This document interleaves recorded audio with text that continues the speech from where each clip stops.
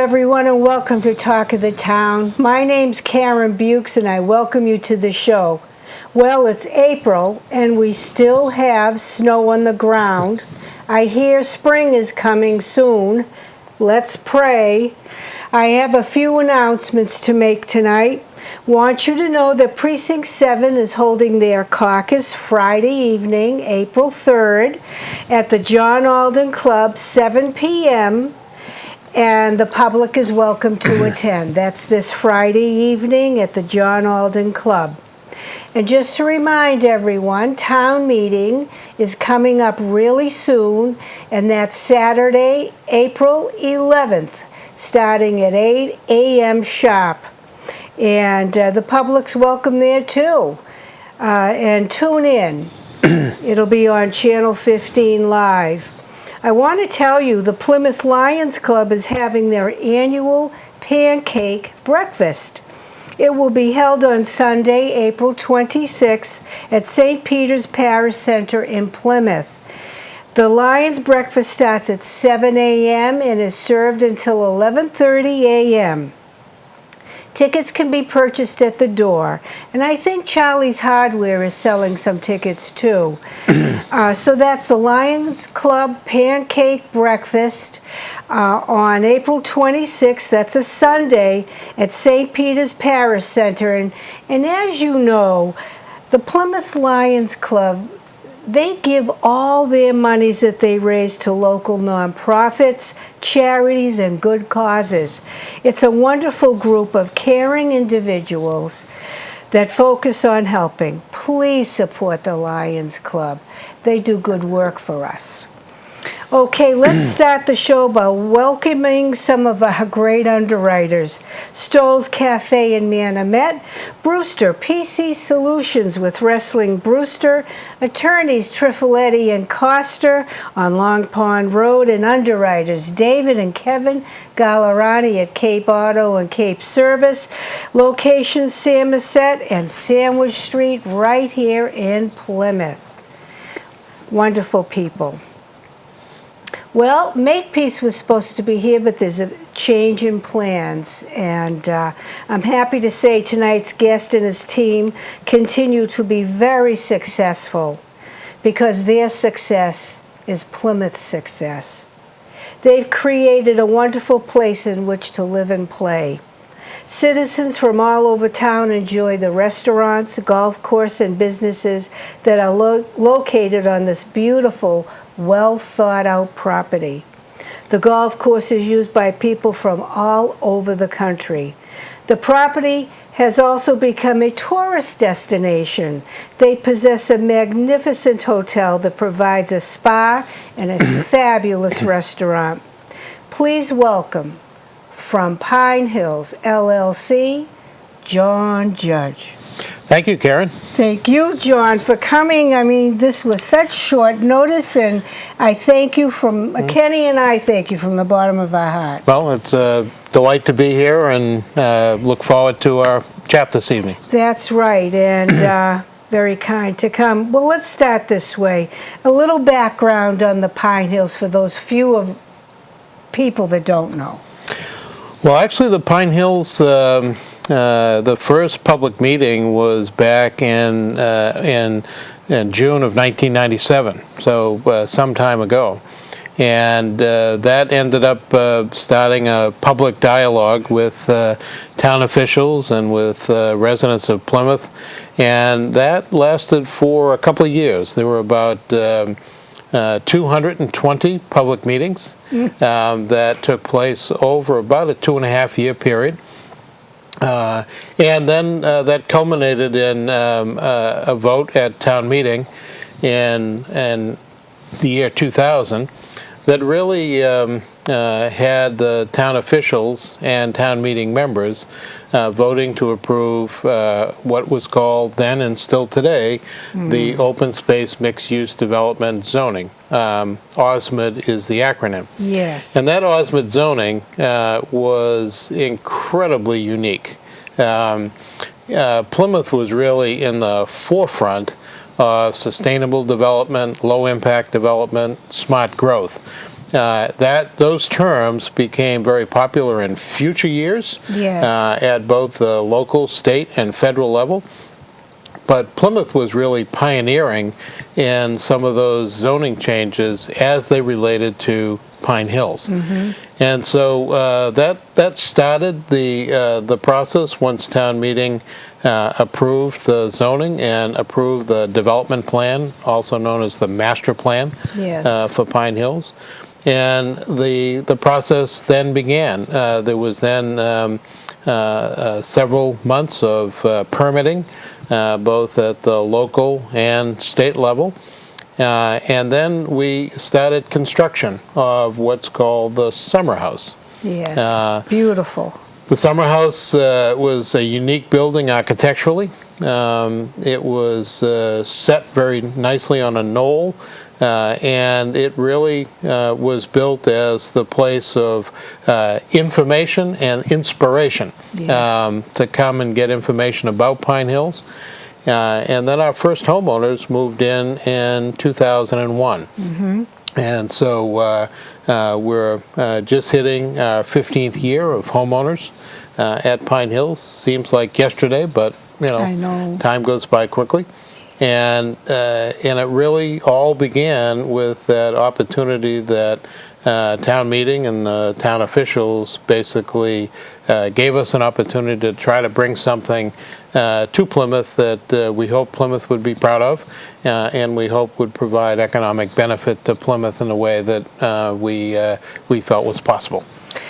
Well, it certainly has, John. And I just, as an aside, those debates that started in '97 and that we read about in our local newspaper, the Old Colony Memorial, it was the inspiration for me to get interested in my own hometown in regards to town meeting and the such. And it was the early 2000s that I became a town meeting member, but it was through all those debates and the back and forth and your company and Towne Green were magnificent in the way you cooperated, you asked for help, and it became a fabulous property surrounded by a lush golf course and many amenities.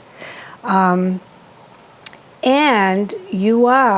the Pine Hills itself are the biggest taxpayers in this town as a group as a home, as a location.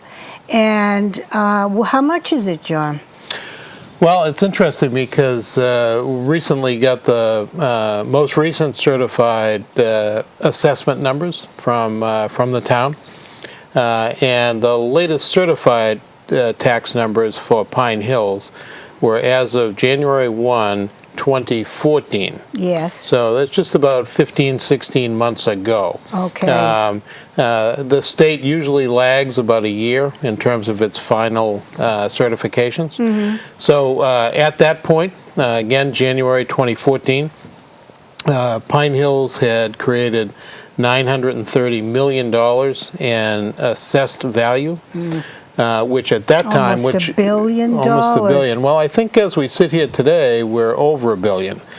And the reason I say that is we were $930 million 15 months ago. Sure. We've had probably another $100 million worth of homes that have come online, plus the hotel, plus the new assisted living facility. So I'm sure as we sit here today, we're over $1 billion. Yes. But again, back in January of 2014, we were paying $14.4 million per year in net property taxes. And the interesting thing about the $14.4 million, again, that was 15 months ago. I'm sure we're probably closer to 16 today.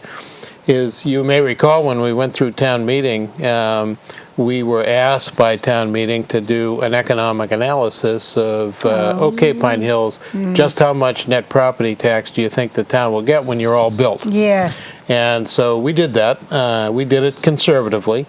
And we said at full build-out, the town would be getting $6.4 million per year and net property taxes. That was so conservative, it was ridiculous. For build-out. Well, Yeah. actually, the then municipal finance director, Patrick Della Russo. Oh, I remember Patrick. I love Patrick. Well, Patrick Yeah. got up at town meeting, to our surprise, Yeah. and said, "I've looked at their Financials. financials, and I think they're being too conservative." Well, he was right, but that's okay with us, and I'm sure it's okay with the town. But now we're probably pushing close to 16 million today, and we still have a ways to go. So to be at $1 billion worth of value and to be contributing that, because I mean, you know better than anybody that whether it's the new townhouse or the new Plymouth South, or paying off the already built Plymouth North, the town has a lot of financial obligations, and so being able to help contribute in a positive way to the tax revenue that the town has is something that we were pleased that we're able to accomplish. Well, we're so fortunate that the Pinehills is here, and Tom Wallace was part of that. Yes, And with the property that, and everything just came together. It was a lot of work, a lot of debate, a lot of cooperations on all sides, and now it's a showpiece. It's such a showpiece that who visited last night? Actually, we got a couple of weeks ago, we got a phone call that Lieutenant Governor Polito wanted to come to tour Pine Hills. And we asked if it would be okay if we also involved members of the Board of Selectmen and Planning Board. Yep. She was very open to that idea. And she actually spent almost 3 hours at Pine Hills on yesterday afternoon. And during that time, we had an opportunity to give her a presentation about Pine Hills at the Summer House.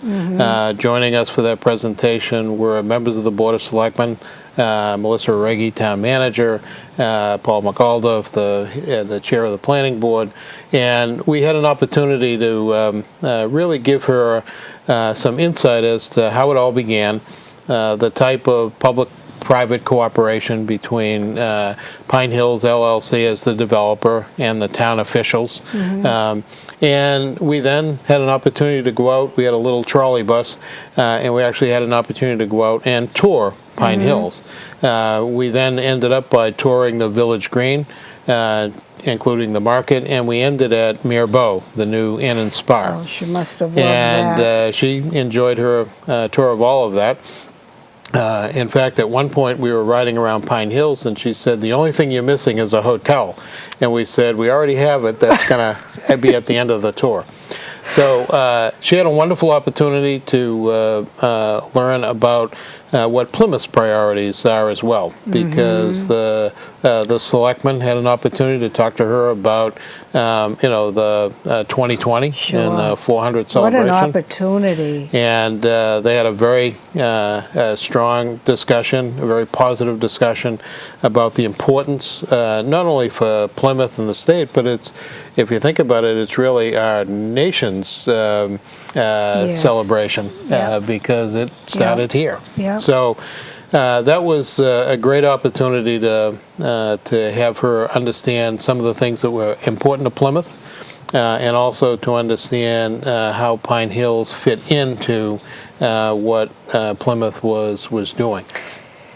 Well, I know you would never say it, but from what I understand, she was very taken with Pine Hills and regards it as a shining example for the rest of the state. Well, I think she was. I think she was excited about what she saw, to a point where she spent 3 hours, which is a long time for a governor or a lieutenant governor to spend in one place. They usually come and go. She even went into the market, from what I understand. We were going by the Pinehills market, and she asked the bus driver if he would stop, because she said, I love the look of the building. It looks terrific. I want to go in.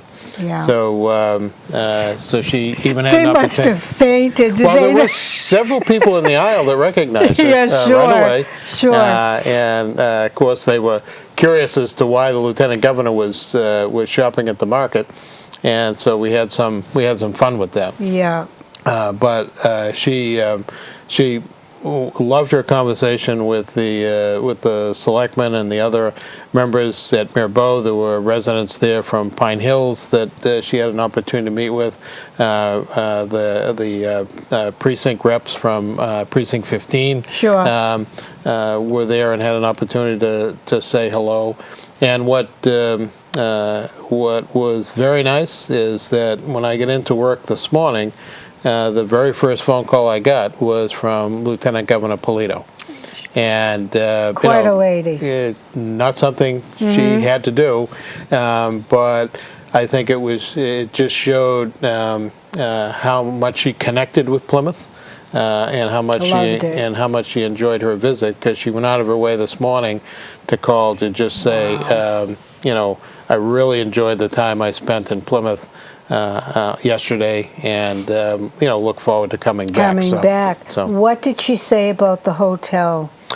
She loved the hotel. I think it was so unexpected because, as I said when we were touring, she said the only thing you need is a hotel. We said, well, that's where we're going to end, and I think she absolutely loved it. I'm sure she didn't expect to see what she saw, because it is quite different. It just takes your breath away, and I have yet to go. I'll be honest with you, I haven't been there yet. I would love to go sometime with Kenny, maybe to celebrate our anniversary or something. But that was such an honor. What a connection for Plymouth to have. Yeah, because when she was talking with Chairman Tavares, she asked amazing questions, very perceptive, very sharp, and she asked about what did the selectmen see as maybe a legacy that could be left for future generations to enjoy. And Chairman Tavares and the other selectmen talked about their vision of maybe a waterfront promenade that could really help celebrate the waterfront and be something that after 2020 could be enjoyed for generations to come. And without hesitation, she said, who's going to take me on a walk of that promenade? And of course the selectman said, we'd be happy to. She said to her aide, I'm coming back. She said, make sure you write that down. We have to schedule an opportunity for me to come back and see that. Well, maybe she can make some grants happen, too. Well, who knows? Who knows? That would be wonderful. And, that's right. Now, the next step, I thought Charlie Baker was already here. Did he come to the Pine Hills? He hasn't been to Pine Hills. I know that he's been to Plymouth Plantation. He's been to other locations. But we certainly hope and expect to get him back. Now, I'm sure she's going to say, let's go. Let's go. Let's go. Wouldn't it be wonderful if she moved here? Now, I know she loves the western part of the state, but she could have a second home here. Why not? But when you were talking about the market, I run in every once in a while and to get something very special. It is a very unique store, as is the wine store next door. Next door, right. I love my Luke's, I'll tell you that. But once in a while, I'll go over there. But the market, the meats alone, the desserts, the cooked food, chicken cordon bleu. I just had some delicious chicken cordon bleu at a friend's home, homemade. And what I'm told, the market, it melts in your mouth. Yeah, we're very fortunate. The chef who who heads the prepared food kitchen, and probably 90 to 95% of all the prepared food that you can purchase at the market is made right on property. I know. And he's a graduate of the culinary school in New York, very talented, and he puts out a variety of specialties, to a point where the prepared food section has become so popular that the market recently expanded it. Good. Because there's a lot of people. Everybody has busy schedules, and there are a lot of people that not every night, but a lot of people frequently will say, "Geez, I just need to go in, grab something, go home, and heat it up." Sure, 2 nights a week, or at least 1 night a week, that alleviates a lot. Yeah. But and the desserts, John. Oh my God! When I go visit people, that's where I get my desserts, and they're luscious. Yeah, they do. A lot of those products are baked right on site. The butcher shop that you Yes. made, a lot of stores, I'm sure, in an effort to economize, a lot of stores have everything kind of prepackaged, and it's hard to get a butcher to say, can you cut it a little thinner, or can you cut it a little thicker? But they have staff when the store is open at the counter that can do that. If there's an individual who may live alone that only wants one pork chop, you don't have to buy a package of 5. You can just get one. You're right, John. And so it really helps folks get what they need, and it's the same in the fish department as well. There's someone there that can help folks out, and maybe folks know exactly what they want to purchase, but maybe they want a little bit of different suggestion on maybe how to prepare it. Right. I mean, do you remember when Kenny and I filmed a show in there? We went to the market and set it up with the kids in the culinary section, a culinary department at Plymouth South. And we had that competition at the summer house, and they all won prizes. It was a wonderful thing. They made food. You allowed that. It was wonderful. And they were given a certain amount of money, and they had to buy it at the market and prepare a delicious meal. And the meals were delicious. They were. You were proud as a peacock standing there. Well, the kids did a great job. Yeah. I mean, Plymouth has such an amazing program for kids who are interested in culinary arts. Not many towns offer that, but Plymouth does, and they don't just offer it; they excel in it. And so to give those kids an opportunity to showcase what they can do, I wish they had more of those schools when I was growing up. Yeah, they're terrific. If kids that aren't interested in going to a 4 or 8 year college, absolutely, that helps so much. But now to get back to that huge tax base, it used to be Entergy, and it's agreements are made, and you have to live or die by them, and that's what's going on there. So I shudder to think, what would happen if you weren't here? Nobody could live here. The taxes would be, they're high now. We have a lot of services, which I would never not have, enjoy them all, and want them all. So what would we do? Well, I think economic development and finding ways to generate new net revenue is a very difficult task for every city and town, and and it is an effort that cities and towns put a lot of time into. I know that Plymouth, between the Chamber of Commerce and the foundation, work tirelessly to try to find ways to increase, revenue-producing properties in Plymouth. So, being able to basically come in and arrive at a time when the power plant was declining in what it was contributing, and to be able to help alleviate that. But I don't know whether it's a distinction that we wanted, but we're now the number one taxpayer. I know. It's you're so right when you say that.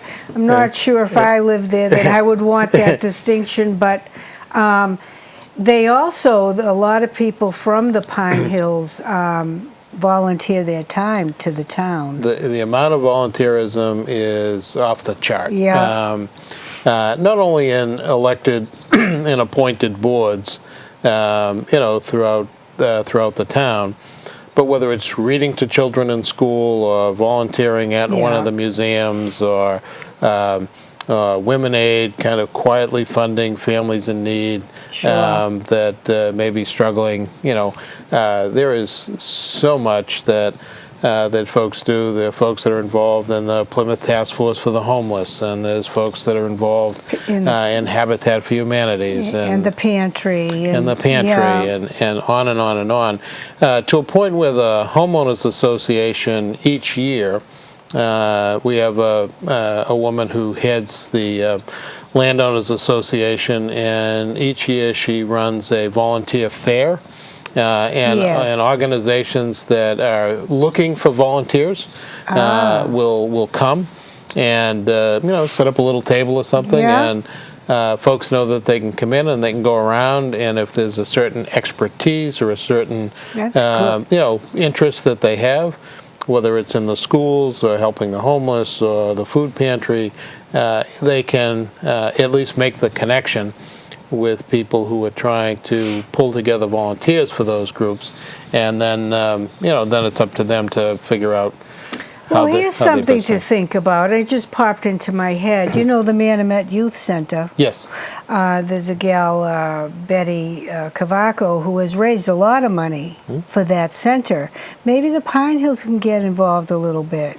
And we may have folks, I know of the organization, but not in detail. We may already have folks who are have involved. Done that. Have done that. So. I'll look into that. But how many homes are in the Pinehills? Well, this year we will close on our 2,000th home. Yikesy. And we had, when the Lieutenant Governor was here yesterday, we were telling her about the size of Pine Hills. Pine Hills, being a little bit more than 5 square miles, is actually bigger than the town of Belmont, and it's bigger than several communities in Massachusetts. Now, it's small inside of Plymouth, because Plymouth is 103 square miles, and so we're only 5 inside of 103. But that size, provides an opportunity to do various, neighborhoods of various housing styles, forms of ownership, and the like.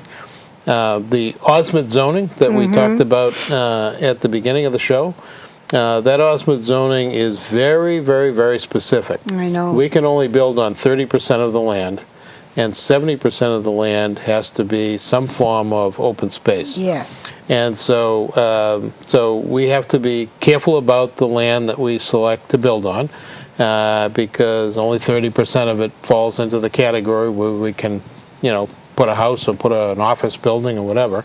And so we try to do that quite carefully, so that when you experience Pine Hills, you're feeling the sense that we did try to be gentle with the way that we developed it. Now we are land developers, and so we are building neighborhoods and commercial buildings, but try to do that sensitively. Yes, and even your center, your green, as we like to call it, is very well laid out. It's appealing to the eye. I mean, the whole area. The other area of town that I love is it reminds me of Chiltonville. Yes, yeah. Beautiful town. Beautiful. And Plymouth has so much to offer, and you're part of that. I mean, you should be very proud. And I know you, John. You're also very humble. you're proud of the accomplishment, but you're very humble. So, Well, I think this is something that we didn't do on our own. This is something that could only have been accomplished working cooperatively with the town. And we've had to, as you know, we've gone back to town meeting on a Sure. couple of occasions, and we view that as our obligation to go to town meeting and say, this is a value added. This is something that we'd like you to consider doing. But we know that the decision is ultimately town meetings, and that's what it should be. You've always said that, and which I appreciate. That's what it should be. I appreciate Our job that. is to make the best case we can. Yeah. And we always have felt from day one that if town meeting felt that it was something that they felt was reasonable and good for Plymouth, they would say yes. Yeah. And if we don't do a good job, then they will say no. And I think that's the way it should be. And thank you very much. Which brings me to how is this Affordable Housing Charitable Trust going? It really is going terrific, and there's a good example of working together. We were at a town meeting a few years ago. Yep, I remember it. And someone asked, is there something that Pinehills could do additionally Yep. for the affordable housing effort that Plymouth had? And so what we did was we went to work at trying to think of a way where Pinehills could be helpful. Mm-hmm. And we created a Pinehills Affordable Housing Charitable Trust. Yes. The partners of Pinehills, Tony Green, Steve Karp, Steve Fishman, all made a contribution into that trust to get it established. Mm-hmm. And you worked with Lee Hartman? And we worked with Lee Hartman. Yeah. And then from that point forward, every time a home sells at Pinehills, we make another contribution to the fund. Yeah. Now we worked with Habitat for Humanities to create a new home for a family near the library on South Street. Yeah. Yes. We funded that to the tune of about $100,000. We gave them for that project. I remember it. We were approached by the Plymouth Task Force for the Homeless. Yeah. They were trying to purchase a property in North Plymouth. Oh, and, and they needed money to get them up and over the hump, and we provided that. Recently, Plymouth Task Force for the Homeless came back again for a property they're working on Court Street, and they were coming up short, financially, and we provided the money they needed to put them over the top. And I actually have a meeting tomorrow morning at 9 o'clock with Habitat for Humanities to talk about what I think might be their next project. So, Wow. So it's been something where there's been great success. We've had a wonderful working relationship with Habitat for Humanities and Plymouth Task Force for the Homeless, and we hope that relationship continues. Yeah. It's needed. Yeah. Thank you very much. And I believe town meeting also said thank you. Now you have something coming online, assisted living, but it's not you. It's really wonderful what you're doing. Well, we work with a company called the Northbridge Company. We actually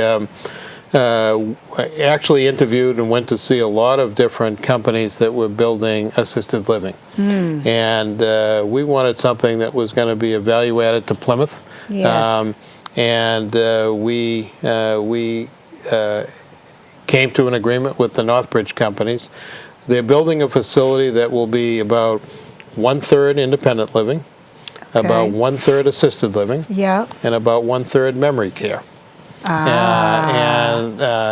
And memory care is actually, for whatever environmental reasons or whatever's going on, memory care is becoming quite significant. It is. And so the new, it's going to be called Laurelwood at the Pine Hills, and Laurelwood will open within the next couple of months. Where is that situated in the Pine Hills, John? Right off of Clark Road is Landmark Drive. Landmark Drive is the road that goes up to the hotel. The first right is Golf Drive. Yes. And it's right there. Oh, okay. And it's right at the corner of Landmark Drive and Golf Drive. Okay. And again, they're hoping to get their occupancy permit this month. We're now in April. Spring is here. And then they could start to move residents in as early as May. And the response has been terrific. There are a lot of folks, myself included, who worry about older parents. And Sure. are they safe? And are they, being well cared for? And this facility provides an opportunity for folks to be confident and comfortable that that is taken care of. We also 22% of the people who buy homes at Pine Hills are from out of state. And what's driving them back is either maybe they were born and brought up in Plymouth and always loved it and missed it and said, someday when I retire, I'm coming back. We see a lot of that. So a lot of folks that maybe vacationed here as youngsters. Sure. And always said, someday I'd like to go back and live there. But their career took them elsewhere. And now that they have the flexibility to decide where they want to come, they're coming back to Plymouth. What I think is just, kudos to, Plymouth. It's a beautiful place and so much to offer. But there's a lot of folks that do that. The other driving force is grandchildren. I just had my first. He's only 4 weeks old. Your first. But I can already feel the magnetic pull. Where are they? They're out of state. No, they're in state. But unless they're sitting on your lap, they're too far away. That's true.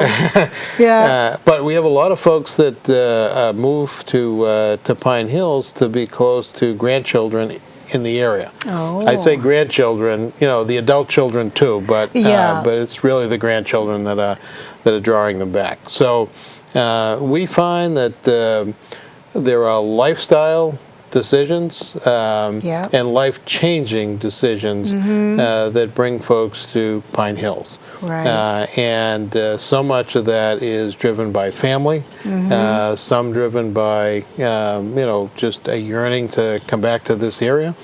But it's a very strong magnetic pull. And the assisted living is providing an opportunity for folks to maybe live in a home in Pine Hills, which is beautiful, and but have mom and dad at the assisted living facility close.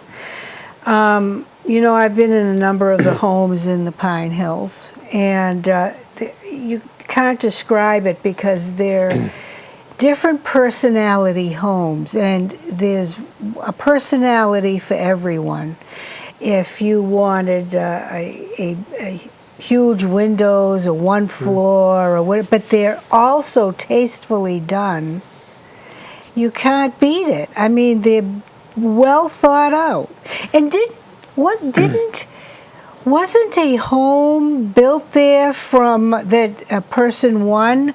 What was that? Yeah, we had in 2010, which was just 5 years ago, we hosted the HGTV Green Home. Yes. And it had, solar power and stuff. And the way that the HGTV Green Home process works is that people worldwide can sign up to win the home. Yes. We had over 7,000 people come to Plymouth to tour the house. Holy mackerel, Andy. And we had over 17 million people worldwide sign up to win the house. Yeah. Oh, Lordy. If you can win a house like that, you're doing something. It was actually won by a newly retired school teacher from upstate New York. Now, did they move there or did they sell it?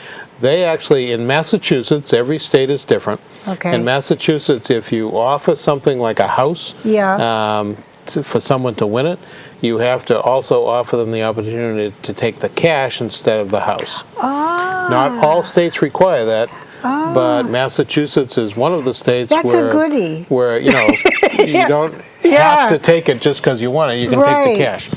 So they actually came, they toured the house, they absolutely loved it. I heard that they fell in love with it. Absolutely loved it, but they were close to family and friends, Sure. and so they opted for the cash.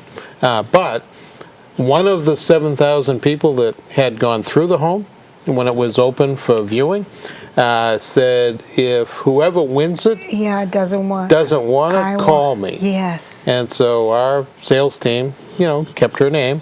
And when the couple said, we love the house, it's terrific, but we want to stay close to family, as soon as they called and the woman said, sold. So Dear Lordy. it went quickly, but beautiful home. But to your point on architecture, one of the things that we try to do is have variety, have choice, both in terms of size and style, and we have attached homes, detached homes, and we have a wide range of pricing, as well as a wide range of architecture, because everybody's taste is different. It's different. In fact, we had a billboard, some might remember it from traveling Route 3 many years ago, that said, there's a home in my head, but it didn't show a home. No. But it just said, there's a home in my head, the Pinehills. And the reason we didn't show a home is because everybody... It's in your head, the house that pops into your head... it's not, maybe different from the home that pops into my head. And I'm sure if it was outrageous, you would have, but you have some wonderful architectures and architects, and it's unbelievable. You have a row of homes, and it's the only ones like it. And I love going by them. They remind me of South Carolina. They have the stairs going up, and they're beautiful little road that's below the road above it. And somewhere else that might not fit or look good, but there it looks beautiful. And they all decorate the homes in the Christmas. I love it. And I would have been the type that said that's mine right there. Well, that neighborhood is called Boatwright Sloop. Boatwright Sloop is being developed by Whitman Homes. Whitman Homes has been building homes at Pinehills since we began, but building different types of homes. And when they came to us with that concept, we loved it. We thought it was different. There really isn't anything like it around. And then it was a question of, okay, where's the best place to site those homes? And so, so we work hard to find a location, and the homes are, nestled in the most perfect place. I guess what I can say for people to relate, San Francisco and those beautiful colored homes on the hill, it's like that. It's just beautiful. Very unique. Very unique. And the personality just pops right out. It doesn't matter, though, which section you are, this little knoll or a little cul-de-sac, or very understated where your most significant, most expensive homes are. It's very understated going in there. You would never know. And then it opens up to this magnificent pond where these homes are nestled in. Well, I think that's part of the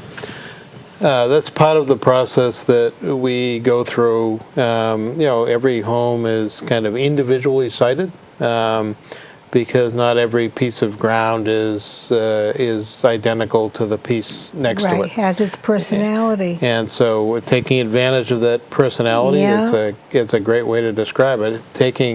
advantage of the personality that that piece of ground offers is really something that we enjoy doing. Not all builders enjoy it, but we actually do. So I want to know who does the landscaping, because it takes your breath away, spring, summer, and fall.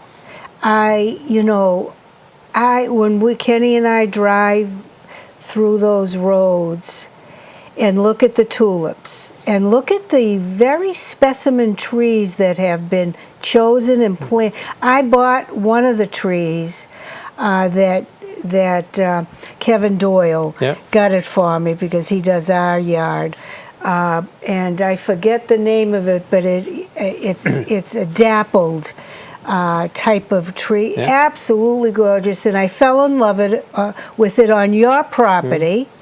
And I said, Kevin, what is that tree? And it doesn't grow large, but it fans out and it's absolutely beautiful. Who does the landscaping? Well, we have a variety of companies that work at Pinehills, and we try to encourage them. We have design control, not only of the architecture but of the landscaping. So it shows. So when they come to us, we want to make sure that it's something that fits with the natural environment in the Pine Hills, but we also want to make sure that it's something that is going to be easy to maintain, and it's over tasteful. time. Yeah, over time, and we let them have some flexibility, and we also encourage them to be creative. Very creative. And there's been a couple of times where we said, okay, we're nervous, but we're going to let you do it. What was that? And, well, there's been a couple of locations. Actually, at the intersection, you asked me for an example. Yeah. The one that popped in mind, at the intersection of Stonebridge Road and Old Tavern Trail. Okay. There's a rock formation that is created in the form of a chair with an ottoman in front of it with plants around it. Okay. And when I saw it, I said, okay, I'm not sure that how that's going to work. But the landscaper crafted this chair, lovely, all out of stone, various stones, and put a nice big flat stone in front of it that looks like an ottoman, and then planted around it. Yeah. It's a conversation piece. Of course it is. It looks terrific, and occasionally you'll see a walker or a runner sitting in the chair, either tying their shoe or just taking a break and going. I think next time I go through in the summer, I'm going to have Kenny take a picture of me on that. Perfect. That'd be great. I just love it. And what are they? jonquils. You have out front. The color yellow just pops right out. It really does pop because there's so much green. Yes. With the grass and the pine trees. Right. That it really does jump. Now, there are only 42 children in the Pine Hills, and I remember when we started, what did we have, 1, 2, or 3? I mean, nothing, and there's nothing today. I will say that the Pine Hills, you're self-sufficient. You have your own water system. You do your own roads. Of course, God forbid, police and fire. I mean, everybody has to have that. But your services, you pretty much contain and do yourselves. Well, actually, that circling back to our initial discussion of that town meeting vote that authorized Pine Hills, one of the things that town meeting members made sure was in the legislation that authorized Pine Hills was that all services, all roads and services had to be privately built and privately maintained. Yeah. And so we knew going in that was town meeting had spoken. Yeah. That's what town meeting wanted. And from a land developer standpoint, sometimes you just want to know the rules. True. And the town was very clear. Here's the rules. Yeah. They have to be private utilities and private roads. You have to build them. You have to maintain them. Did that worry you, John, in the It did worry beginning? us. Yeah, it did worry us because then the next question was, okay, is that achievable? And the reason I say is it achievable is we had to create a private water company. Yes, And it I was the remember that. first private water company that had been created in the Commonwealth of Massachusetts in 25 years. Ah. And so, so on the one hand, you say, well, just go create a private water company. Yeah. But on the other hand, How? is okay, that's not Yeah. all that easy. Yeah. And because the regulations, as they should, governing, public water sources are very strict. And very expensive. And very expensive. And so, and then we had to get, we said, okay, now we have to get approval for basically our own wastewater treatment plant. Yeah. Oh, yes. And That's another one. And in that case, the Commonwealth of Massachusetts had, until Pinehills, had never, ever, ever given a permit to a wastewater treatment plant that took waste from a single-family home, a condominium, and a commercial property. Well, they learned something. And so for the first time, they had to craft a permit that said, because in the past, the state had done just a condominium, Sure. or just an industrial park, or just a single family. How long did that take, John, that permit? 2 years. But we knew it going in. I mean, the town meeting said, here's the rules. Wow. And we respected that. Which I respect. I mean, and it worked out. Yeah, and so it was okay. Yeah.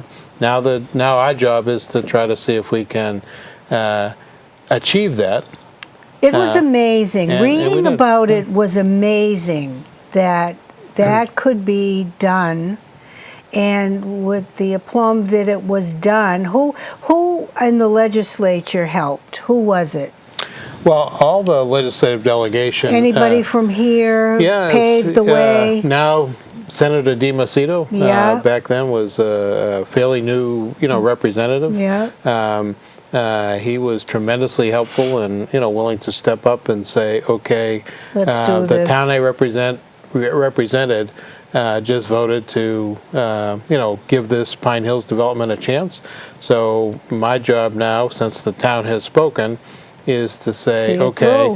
how can I, how can I help them achieve it? Because, I mean, you mentioned that Pine Hills was one of the kind of debates and public discussions that drew your interest in, maybe participating. And we found a lot of that. We found a lot of people, running for town meeting, some to support Pine Hills. Right.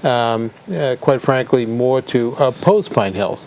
But I think the key for us was respecting both of those opinions. Yeah. Made you a better location. It just, even for the folks that early on said, we just want to let you know we're going to oppose Pine Hills, we had a tremendous amount of respect for those folks. One, that they'd just come out and, tell us. And two, we knew that our job was to understand what their concerns were. Yeah. Because if we were successful and able to go forward, even though someone may have opposed us, we'd still want to try to make sure that we were doing it in a way that addressed their concerns, because their concerns are every bit as valid as the next person. And over that period of time, we actually developed some wonderful relationships with people, even if we were on the other side of the issue. And I think it was all based on mutual respect. I think they understood what we were trying to achieve, and we respected that this is their town, not ours. Right. And we needed to respect what they were telling us. And it worked out. I mean, it was really a wonderful transition from, I can remember interviewing Tom Wallace and him saying there were some sleepless nights. And this was before our town meeting. This is when he was trying to sell the property. Right. I mean, he hawked himself to the wall. and he believed in this piece of property. So, everybody just came together and got it done. And Kenny and I frequent your green. Now, what is interesting to me, my skin doctor is there. We go to the cleaners. I've had therapy for my leg when I broke it, my ankle, upstairs. At that time, it was Jordan. I still like to call it Jordan. But what intrigues me is you have a postal service. Tell us about the post office. Well, it was a fun story. Which stays open later than the regular post office, by the way. Well, it was interesting because, we knew that not only to serve Pine Hills, but to serve that general area of Plymouth, that it would be nice to have a post office. So when we first started back in the early 2000s, we went to the Postal Service, and they said, no way, we're not building new post offices. We're not They're taking them down. And so we did our homework and discovered that the U.S. Postal Service has a contract post office / franchise post office system. Unbelievable. And so we put together a presentation to the U.S. Postal Service and said, can we become a contract post office? Wow. And basically all that means is that we're under contract to the U.S. Postal Service to run a U.S. post office, but we, Pine Hills LLC, own the post office, but because we're under contract, we can provide 100% of all the U.S. Postal Service services. You have all the tools. We can, all the tools. Yeah. We can use the U.S. Postal Service logos, and we can call it a U.S. You're Postal legal. We are legal. And so, a franchise, unbelievable. We report on a weekly basis to the post office. Yeah. And it's been a great service, and but we're lucky to have it. John, he's saying 1 minute. Okay, John, this was an absolute pleasure. Yeah. You're welcome here anytime. Is anything last you want to say to the viewers? Anything you want to let them know? Well, I think we're excited about the upcoming year. The economy's getting better. Yep. Come and visit. Come and visit us at make a call. Make a call, and we'd love to have folks come visit us. It's a beautiful, beautiful place, and it is run very well, and it has good people in it. And I thank you, John. You're welcome here anytime. Well, it was nice to come back, and thank you for inviting me. Anytime, John. Now, next week, don't forget to say hello to Ken and I when you see us out and about. We'd love to say hello and talk with you. Next week is State Representative Matt Moratori will be here. I'm looking forward to that. He's doing a wonderful job, and we're going to talk about it, and he's doing it for you. See you in 7. That was wonderful.